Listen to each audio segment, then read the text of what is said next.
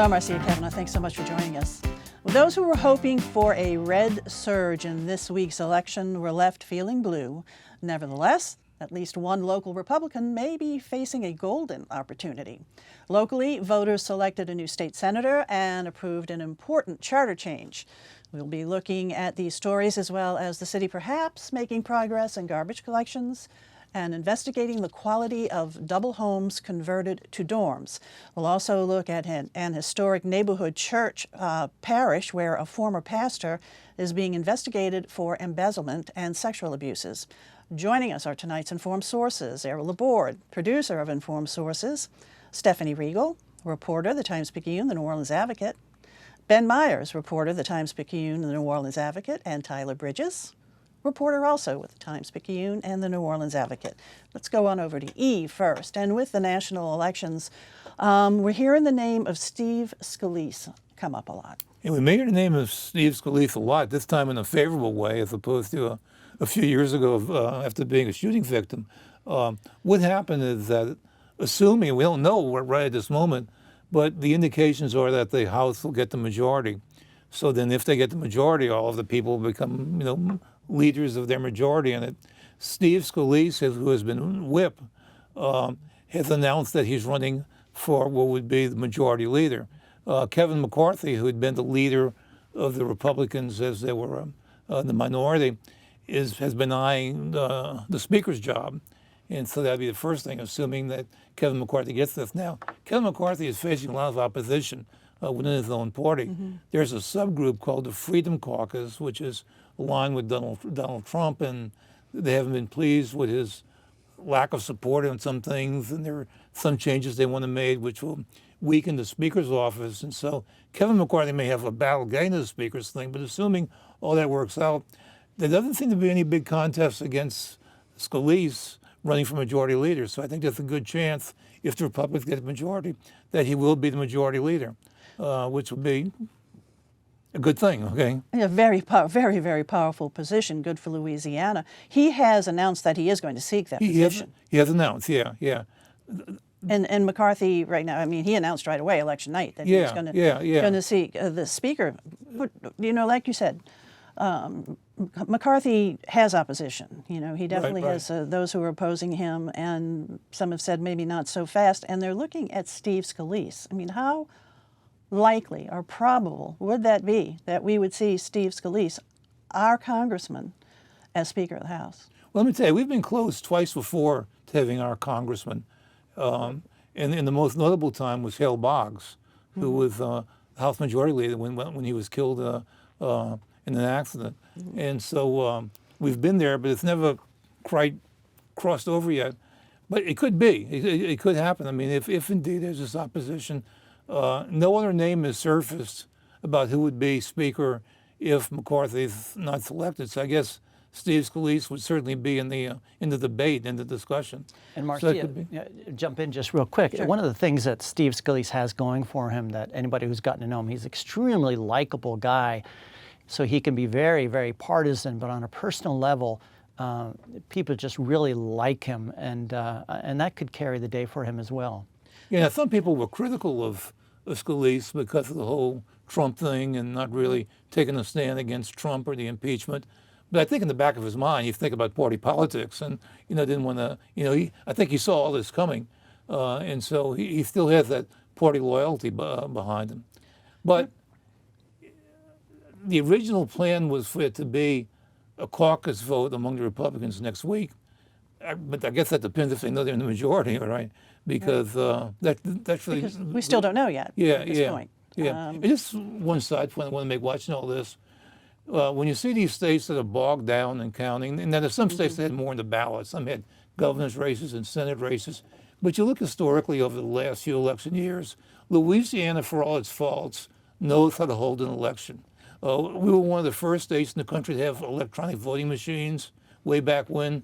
We used to have an elected position called the custodian of voting machines.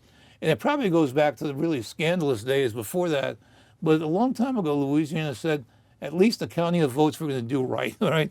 And that one thing, we've been very efficient about that. Very efficient, and of course we got our tallies really efficiently too, and not waiting for 2, 3, 4 days into a week, as we No. are now waiting with some states, and that's why we don't know. Yeah, we but anticipate that GOP will have the majority in the Yeah, House. but those states really, they depend on mail ballots for ballots, their, yeah. and I got to say that I thought that the Orleans Parish vote would come in much earlier than it did. And I was reminded on election night, Orleans Parish always seems to be the last one, the laggard, and can't figure out why.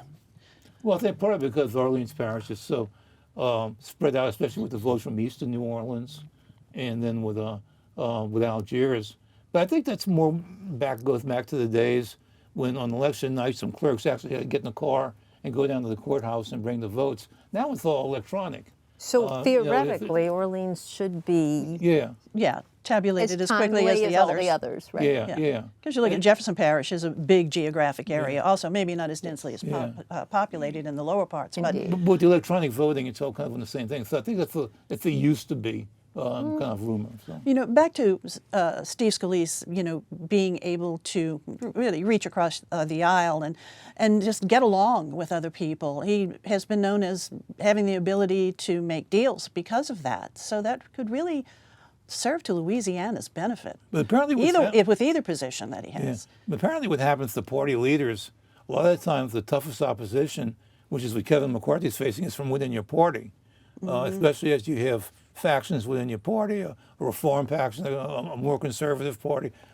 faction, and that's what he's facing right now. It's not the Democrats that right. that are giving any problems. So we'll see where that goes. Congressman Scalise, just a final word on this perhaps, is that he told me that he really learned how to be an effective legislator during his time in the Louisiana House of Representatives, where it could be hand-to-hand combat, you know, like Stephanie could be with me on a bill, and then the next one, she could be against me, but I might need her on another bill. And so he really learned how to work with people, knowing that alliances can be very temporary. So you really want to try to get along with everybody. And Scalise is very good at that, even though, again, he's very, very partisan. Okay, so there were other elections, including the members of our congressional delegation, because remember, Scalise is a member of our congressional delegation, U.S. Senator.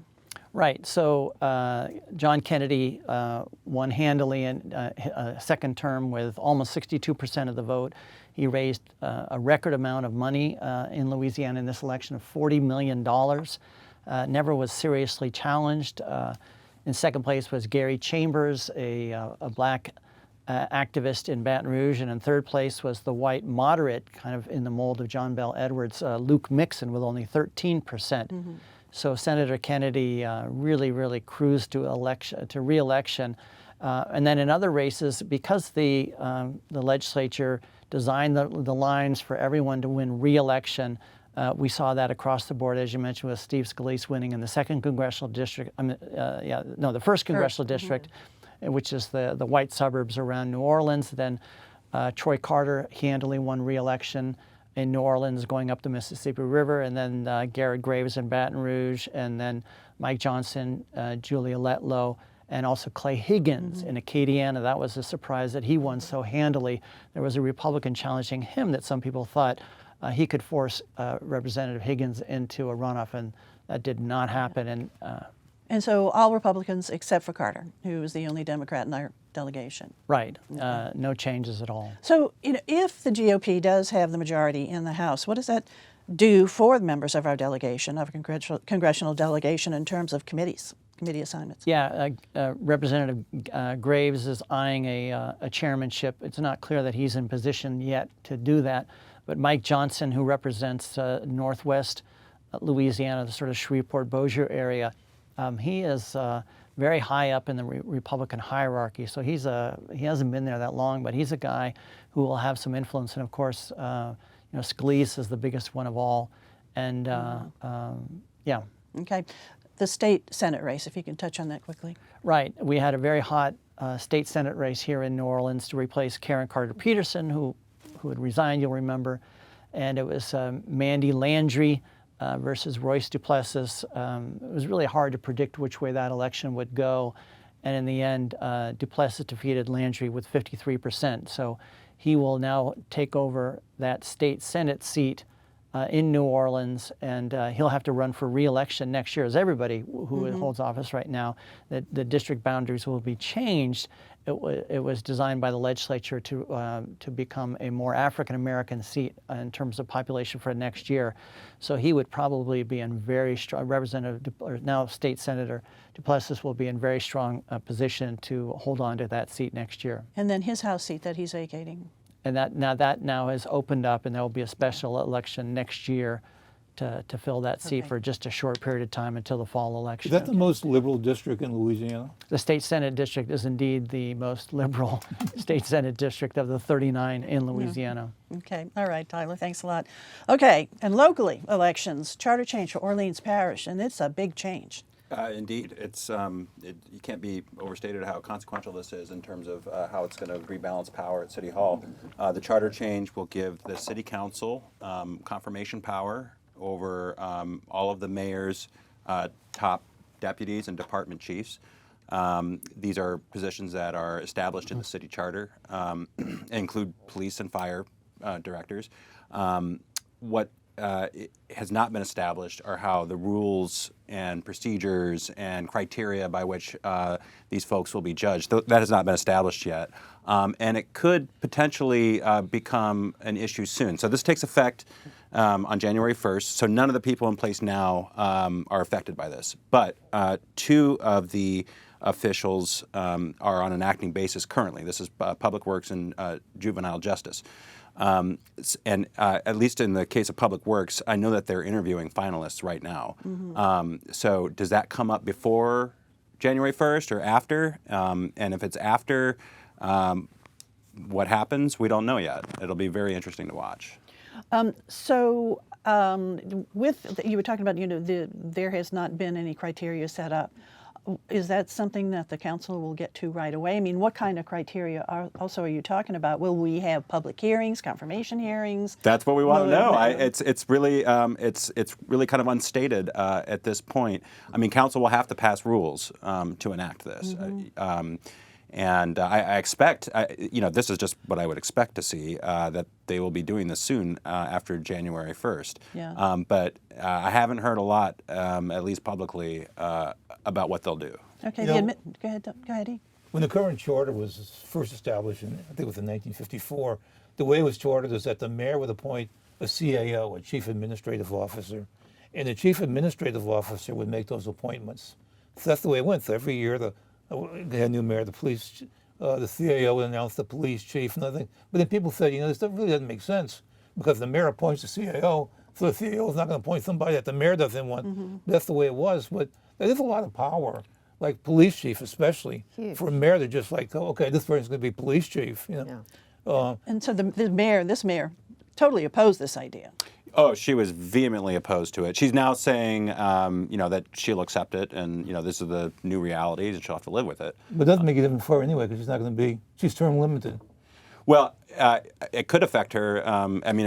It depending on first of all these two acting directors, but then if anyone leaves, in the next 3 years, that will this process affect it too. will take I think the proponents will insist that they were not trying to, I'm talking about proponents on the council, namely Councilman Morell, that this was not targeted at the mayor personally or specifically, although they do take issue with appointments that she's made up until now. Councilman Morell will say that he's much more interested in a new balance of power at City Hall and having City Council involved in vetting these appointments for public accountability. Ben, is passage of this charter change, is this a sign of the mayor's political weakness? I mean, it's hard to say that it's not. It was a 60-40 vote, and the mayor is very weak right now. Her approval is tanked. There's been all kinds of controversies involving her. And there's a recall effort going on, Yeah. so. Okay, we'll see how it all works. Stephanie, let's go over to you and get away from elections right now. You had a story about, and it's a disturbing story about a former pastor at St. Peter Claver now under investigation for possible embezzlement. Yeah, it was really a very disturbing story. And I mean, the history of it is that he was one of the many priests in the diocese accused of sexual abuse of a minor, in this case, a really heinous case, allegations of rape of a 10-year-old boy on an overnight trip, and then allegedly beat the child the next day and accused him of being homosexual. But in the course of investigating that and reassigning the pastor or banishing him from his post there at St. Peter Claver, the church uncovered some questions about misappropriation of nearly $400,000 in parish funds. And they hired, or they asked their accounting firm to look into this. The accounting firm produced an audit that detailed just all sorts of really huge questions, totaling, I think, $387,000, evidence of hidden bank accounts where he was paying himself or paying others on his behalf upwards of $150,000. There were all sorts of payments that were unaccounted for. There were personal credit card bills that he was paying out of these hidden bank accounts, but there were also questionable charges on the official church credit card account that didn't make sense. He was overspending allegedly at Whole Foods markets and living large on the church's dime. And then also apparently way overpaying, and it's not clear why, visiting priests for saying Mass or performing other services to the tune of like $1,000, when typically a visiting priest, according to the Archdiocese in the audit, would only get, say, $50 for doing something like that. So how long was this going on, allegedly? This was between 2014 and 2021 when he was pastor at St. Peter Claver Church. And I mean, the rape allegations go back to when he was pastor of a church in Broadmoor, but the financial, the alleged financial misappropriation happened at St. Peter Claver, which, it has to be really pointed out, is in Tremay, a historically black neighborhood. It's an underserved, low-income community. And so the money that he was, allegedly, potentially misappropriating from this church was coming from parishioners who, were giving their all, were giving to what they thought was a fundraiser in one case and to a capital campaign in another. And so these accusations, this information, did this just surface because of the court action, or was somebody aware of this? Right. So I mean, and this is almost as bad as the allegations in it were the fact that they came to light in this audit.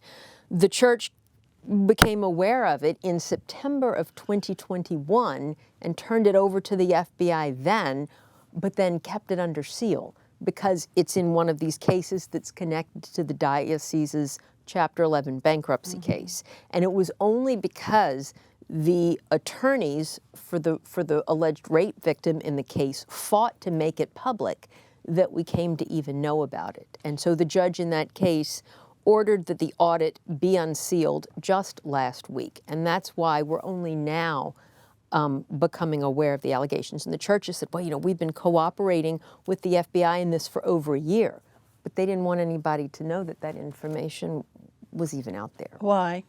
What was their reasoning? Because it was embarrassing? Is that what I That read? was one of the arguments in their court filings where they tried to make it, tried to argue to keep it quiet. But the judge ruled that the public's right to know this information outweighed keeping it under wraps. It is really but disturbing. everything, it needs to be said, everything almost connected to this Chapter 11 case and also to the sex abuse cases connected to it, the church has tried to keep under wraps. St. Peter Claver, it's culturally important too, because that was like an epicenter of the city's delightful Creole community. Yes. And so, and the people in that neighborhood have always been very, very dedicated to that church and to that community. It's very important to the community, so the community really has to be quite disturbed about this and upset and saddened by this, by these allegations. Yeah, and like Desiree Charbonnet, who's one of the attorneys representing the rape victim in the case, said, my client was victimized. Now it turns out that the parishioners of St. Peter Claver were victimized too. Indeed. All right, Stephanie, thanks a lot. Ben, let's go on back over to you. Because there have been certain sections of the city that just have had problems getting their garbage collected. Now they've got two different firms coming out there to get their garbage. I mean, what has happened here? Wow, what has happened?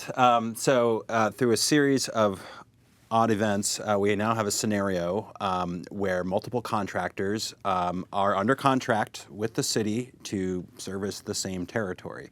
I just want to point out real quick that there are 2 new contractors that have been hired to replace one contractor in the same territory. That said, the one contractor that the city wants to replace is still under contract and is still trying to pick up garbage. The 2 new contractors have started their job on the orders of Mayor Cantrell and the contracts that she signed, but she did so without having funding approved for these 2 new contracts through the end of the year.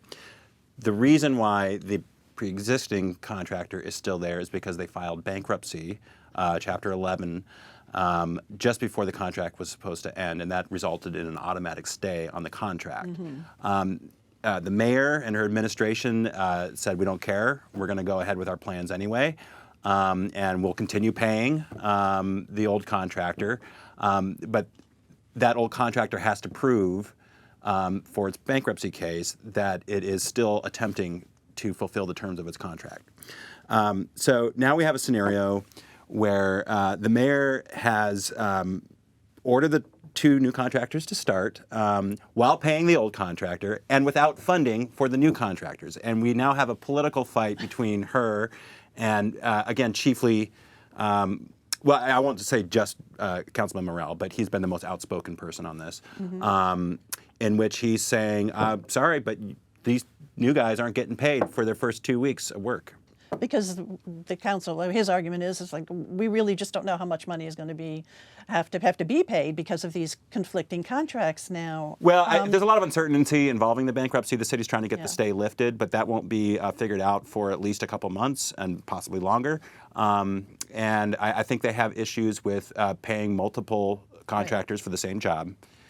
But the bottom line is right now, in terms of the individuals out there, the folks who live in Lakeview, There's New all kinds of Orleans anecdotal East, reports of and Gentilly. I mean, are they going to have enough trash now to get picked up? Because I mean, they've now got trucks rolling all over the place, it would seem. Yeah, I mean, I've heard all kinds of anecdotal things, both that have been reported by the council and also in my own email inbox of different trucks on the same street trying to do a dance together, or someone's picking up someone's recycling where they shouldn't be and throwing it in the garbage. It's potentially chaos. I don't want to overstate it, but these are just anecdotal reports. Yeah, and also these new contracts are paying out more than what the original contract with the Far original more. contractor. 80% more, yeah. Which also they're saying their difficulties are in part were involved The with old labor, but also they didn't have enough money. The contractor was not. Yeah, paying enough and this will all be litigated through the bankruptcy case, but the old contractor, Metro Service Group, has claims against the Cantrell administration that they didn't pay them for excess tonnage. Would you mind explaining that again?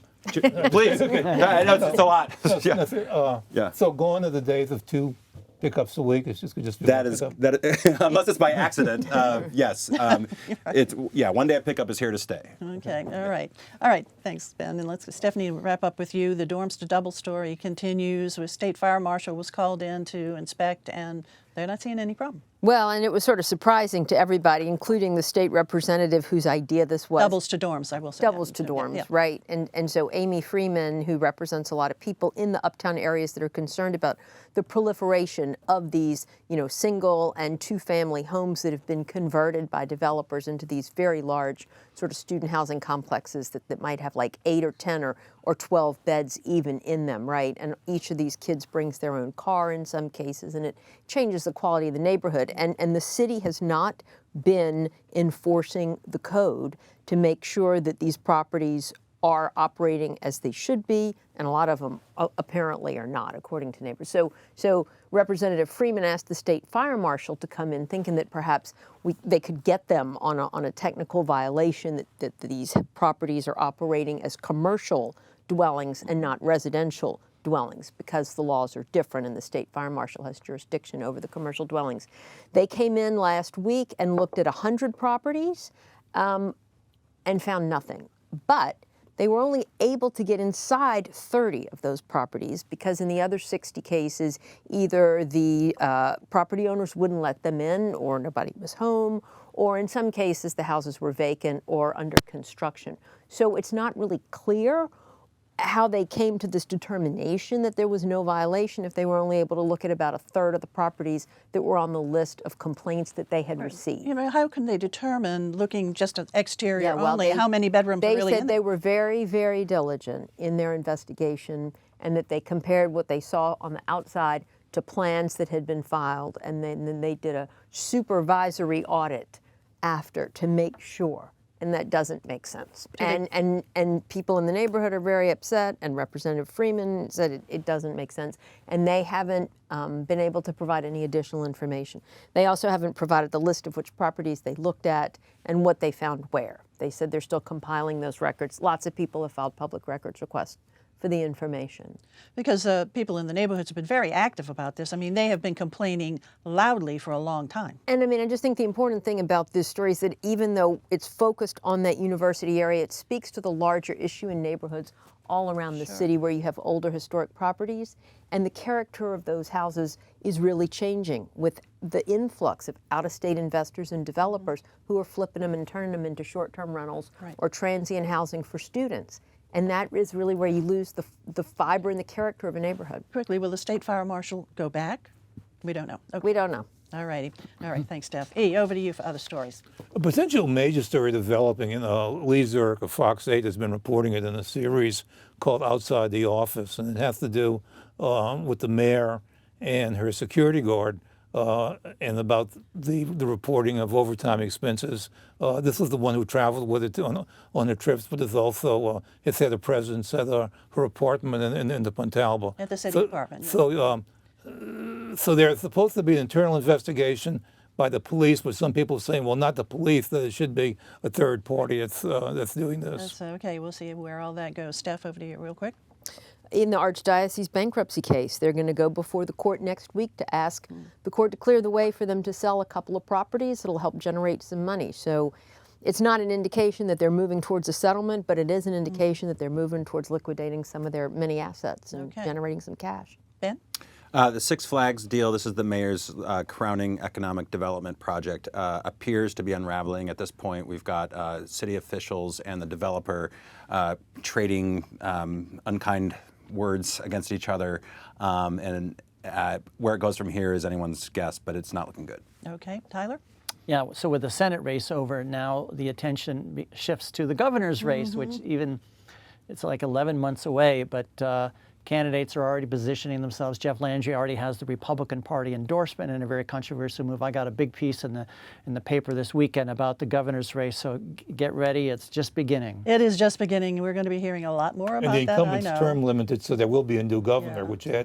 which adds to it. Never without an election. All right. Thanks, guys, for being here. Thank you all for joining us, too. We'll see you again next week for Informed Sources. Have a good evening.